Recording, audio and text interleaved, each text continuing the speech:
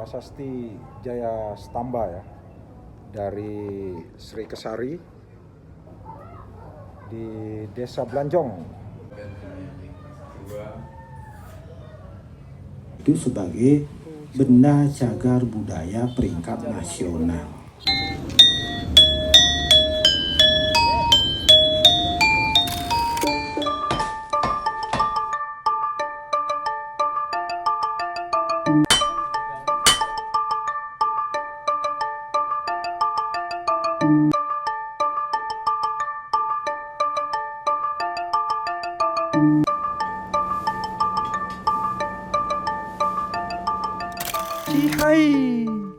Sri Kesari di masyarakat, ingatan masyarakat itu aksaranya aksara Kawi, bahasanya Sanskerta. Nah, inilah suatu keunikan di dalam prasasti Blanjong dan boleh dikatakan inilah satu-satunya. Nah, karena keunikannya yang seperti itu, ya tahun lalu Kesari Warma. Nah, di belakang kata Warma ini agak kabur. Apakah betul ada kata dewa atau yang lainnya? Apakah Sri Kesari Warma nama atau apa? Nah, ini menjadi tantangan tentu adik-adik di sini yang sangat menguasai IT bisa menggunakan teknologi itu nanti untuk menampakkan aksara apa yang ada di sana, sehingga nanti penafsiran-penafsiran dari berbagai kalangan ada menyatakan bukan Warma Dewa, bukan Warma nama dan sebagainya. Nanti tentu ini menjadi peluang adik-adik, ya, terutama yang mahasiswa nanti dengan ya yang generasi ya sekarang ini dengan memang penghuni daerah ujung kan tidak, kalau dari ujung tentu dengan menggunakan perahu itu lebih memungkinkan ke Lombok. Nah, itu kenapa saya tidak mengatakan di Nusa Penida. Satu ya dari dari ekologisnya, dari lingkungannya ya, memungkinkan kerbau itu dibudidayakan, diternakan di Lombok ketimbang di Nusa Penida. Penafsiran adalah Singadwala. Nah, ini Putri membacanya Singadwala. Kemudian ada juga yang kalau Dameh itu membacanya Singharcala. Nah, terus Sastri Pandit lebih cenderung menggunakan Singhadwara. Di sini meskipun Sastri Pandit itu bukan seorang epigraf, nah, tapi dia dari India, dia melihat konteksnya karena di belakangnya diikuti oleh kata pura sehingga disebut Singhadwara pura. Terlepas dari kata, apalagi di dalam bahasa Nusantara suara R dan L-nya itu kan juga ya tidak jauh berbeda. Itu bisa saja, yang terpenting adalah di sini kata Singhadwaranya. Bisa jadi ini adalah lebih lanjut itu adalah sebagai, kalau sederhananya sekarang itu gateway-nya Pulau Bali, salah satu gateway di samping Blanjong. Tentu ada juga gateway lainnya seperti di Ujung, kemudian ada di Bali Utara, di Sangsit, di Julah dan sebagainya. Ini adalah salah satu pintu gerbang dari kerajaan Bali pada zamannya, apa kerajaan Singa dan sebagainya. Nah, disinilah salah satu kenapa dikatakan, saya cenderung mengatakan adalah di gateway-nya, salah satu gateway-nya karena sebaran-sebaran tinggalan arkeologi yang ditemukan di sekitar Sanur itu, selain prasasti itu juga temuan-temuan arkeologi dari sini dari berbagai macam, ada dari banyak terdapat objek-objek kajian ikonografi seperti arca. Kemarin sempat jalan-jalan ya Pak ya, ada tuh, kemudian ada juga pejah panjing, kemudian istilah-istilah lain mungkin yang masih hidup di Bali, mungkin itu dapat diteliti dan bisa digunakan sebagai rujukan untuk penelitian tentang perpajakan.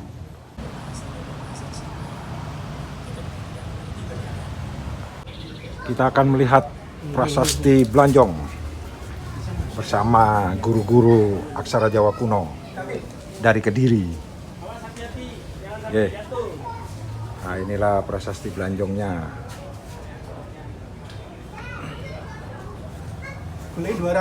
Dulu di bawah ya? Iya. Sekarang udah dinaikkan 2 meter dulu di bawah tuh. Nah, ini prasasti Jaya Stambanya. Kita keliling dari luar ya. Sekarang di kaca. Nah ini lagi sama penggiat aksara Jawa kuno lagi dibaca ulang, dibaca lah aksara-aksaranya.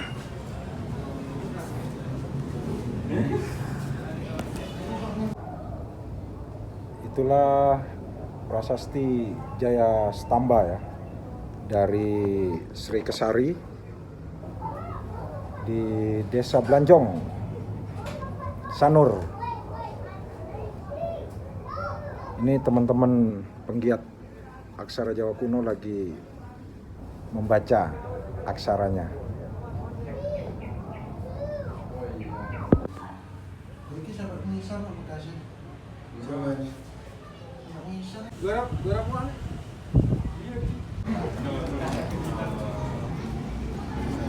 Nah sekarang ini bersama dengan Pak Wayan yang penggiat aksara Bali kuno ini. Pak Wayan, tentang prasasti Blanjong ini, Ya. menurut data ditemukannya pertama kali tahun berapa ya? Tahun berapa ya penelitian Studenheim itu, kalau tidak salah sebenarnya sekitar tahun 1920-an, tapi baru diungkap ke media tahun 1935. Ya, itu ketika ini ditemukan kan baru satu saja. Oh iya iya. Yang belakangan baru muncul tahun 60-an ya. 60. Baru ditemukan prasasti-prasasti lain, penempahan malet gede yang sejenis. Kalau yang terakhir prasasti Pukuh yang isinya sama. Sama ya? Ya sama, 4 baris cuman singkat Ya, sekali. gelar rajanya sama juga. Itu lebih singkat. Lebih singkat. Sri Kaisari itu. Oh. Cuman di situ angka tahunnya jelas. Gitu. 835 Saka, kemudian menyebut bulan Falguna Oke. dan Kresna Paksa. Kresna Paksa itu di situ yang pentingnya. Ya. Ya, kalau di sini dia aus. Oke. Untuk karena Pak Yan sendiri penggiat di aksara Bali kuno, aksaranya apa sih yang dipakai di Jaya Stamba Blanjong ini? Sebenarnya saya bukan ahli. Penggiat. Saya dituntun oleh prasasti untuk belajar. Oh, Saya mulai wow, tahun wow. 2010 ketika kesini saya belum bisa sama sekali. Saya penasaran, akhirnya mencari-cari kemana harus dicari. Ketemulah sama teman-teman ini yang lagi di sini nih, teman-teman nih. Dari Jawa, dari Kediri. Ini saya ketemu sama Sony, saya bilang. Ini punggawanya ini, punggawanya. Monggo, ini mumpung ada Wadi di dalam. Wadi saja sini. Ya, Saya tarik. Ayo kembali yuk, saya bilang. Kembali saja. Beliau ini juga guru nih, guru besar. Saya belajar banyak. Akhirnya saya bisa Guru kecil. Saya akhirnya bisa baca ya yang tidak jauh beda dengan aksara Bali sih sebenarnya. Aksara Bali. Yang karena basic saya memang di situ. Betul. Ya, sebagai otodidak, belajar dari kecil dari orang tua, aksara Bali kebetulan diajarkan. Betul. Nah, kembali ke aksaranya Pak Yan. Yang dipakainya menarik, sangat menarik, sehingga saya mempunyai ide kita bikin font Wali Dwipa lah. Oh, Wali Dwipa ya. Font Wali Dwipa lo ini loh. Ini ini ya. Ini benar-benar seperti di prasasti yang kita kopas. Nah, seperti ini fontnya. Tuh. Jadi bisa dibilang secara ini yang di prasasti fontnya Bali Dwipa gitu Wali aja ya. Dwipa, karena dia menyebut Wali Dwipa di baris Di baris. Di baris itu jelas sekali aksara tulisan Wali Dwipa itu jelas sekali. Dan dugaan kalimat Bali Dwipa itu pertama kali diucapkan di Tertua lah ya. Tertua. Memang betul. Dari prasasti Dari ini. prasasti yang ditemukan sekarang kan kebetulan saya ketemu penuntun yang suka baca prasasti, Pak Gusti Suwarbawo dari Brin, beliau epigraf. Saya baca tulisannya memang ada 804 Saka prasasti Sukawana itu tidak menyebut nama. Di sini yang pertama kali inskripsi yang menyebut Wali Dwipa. Wali Dwipa. Yang artinya untuk kawasan Pulau Bali. Pulau Bali, nggih. Sekarang yang terakhir Pak Yan untuk tentang 1111 tahun prasasti Blanjong. Apa ininya? Ini kita ngitung berdasarkan perhitungan tadi sudah disampaikan, perhitungan Damayes yang kita kopas ya. Tapi ketika beliau menghitung itu prasasti yang lain itu yang belum ditemukan. Nah, sehingga beliau menduga Saptami di bulan Palguna. Bulan Palguna itu kalau perhitungan sekarang kaulu. Kaulu orang Bali bilang. Ya. Nah dia jatuhnya di sekitar bulan Januari Februari. Nah, ketika dikonversi ke Masehi diperkirakan dia berkisar antara 29 Januari sampai dengan 27 Februari. Itu di bulan Palguna. Palgunanya. Nah, dia Kresna Paksa atau Sukla Paksa kan begitu pertanyaannya. Ya. Karena ini tidak diketemukan. Diduga dulu Sukla Paksa sebagai hari baiknya. Hari baik. Sehingga ada dua alternatif, tanggal 4 Februari atau tanggal 19 Februari. Tetapi banyak ahli mengutipnya tanggal 4-nya saja sehingga tersebarlah banyak apalah disebut itu tanggal 4 Februari, pendapat itu yang tersebar. Lalu baru diketemukan prasasti Malat Gede sama prasasti Pukuh menyebutkan Kresna Paksa. Nah, Kresna Paksa artinya kalau Bali sekarang Penglong setelah purnama.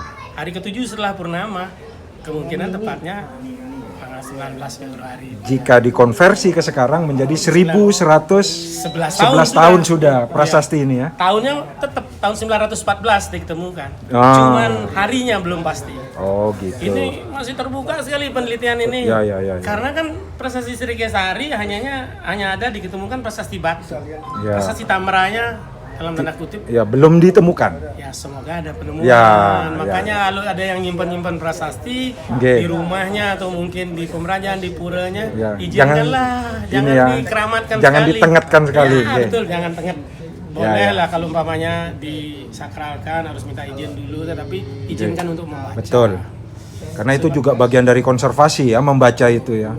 Orang ini ditaruh di tempat umum, coba lah. Ya. Besar begini ditaruh di tempat umum terbuka. Ya. Kenapa nggak boleh dibaca? Iya betul. Padahal Kan tujuannya pengumuman. Baca pengumuman gitu. Saya malah berpikir bahwa dulu prasasti Tamba ini di tengah-tengah kota, di tempat keramaian malahan. Seharusnya begitu. Pemikiran saya begitu. Betul. Dulu ini pasti kota orang Kota, ramai. ya semacam alun-alun lah. Iya. Tugunya gitu, tugu kemenangannya. Untuk diumumkan. Dan menjadi uniknya bahwa banyak orang bilang bahwa zaman dulu Nusantara ini buta huruf. Padahal lihat aksaranya ada. Aksara dan tulisannya untuk diumumkan. Berarti masyarakat yang lewat kan bisa baca. Bukan buta huruf jadinya. Aksaranya dua loh, cuma bukan hanya Iya. Tidak buta aksara. Nah Tidak itu, buta aksara. ya No, buta aksara. Kan sekarang banyak bahwa zaman dulu buta huruf, buta aksara katanya. Padahal prasasti ditaruh di tempat umum untuk dibaca. Berarti masyarakat umum sudah bisa membaca dan melek aksara. Kan dianggap internasional karena sangat. aksaranya beda, bahasanya berbeda. Unik ini. Bagi saya ini satu-satunya di dunia. Ya, betul. Karena unik. Satu-satunya di dunia bentuknya seperti ini.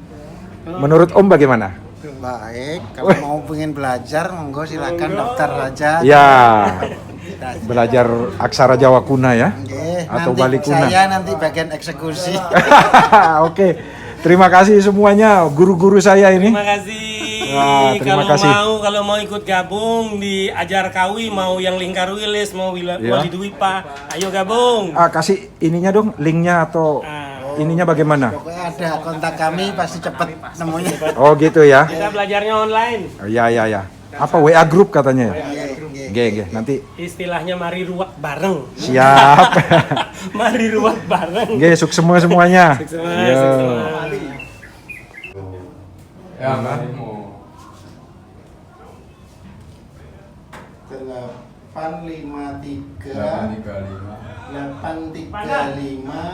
Ya, bulan Palguna wes sip iki.